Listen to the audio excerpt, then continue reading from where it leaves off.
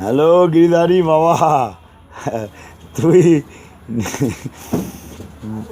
তুই মানে নিজেকে তুলে ধরিস না কেন?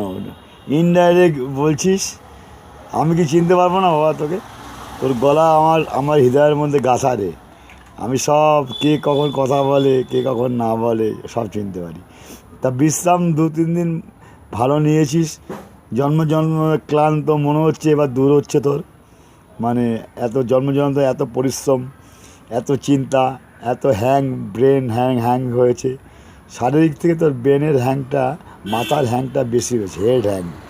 যাই হোক, একটু ঘুমালে ঠুমালে আস্তে আস্তে আস্তে আস্তে দেখবি স্থির হয়ে যাবে তোর মনের সেই বিষাক্ত 2 নম্বরই লোকের যে আঘাত করেছে, সে থেকে অনেক রক্ষা হয়ে যাবে আস্তে আস্তে আস্তে। ধীরে ধীরে শূন্য পৃথিবী সুন্দর হবে। আমি জানি পিতা শ্রীকৃষ্ণ সুন্দর পৃথিবী করবেই।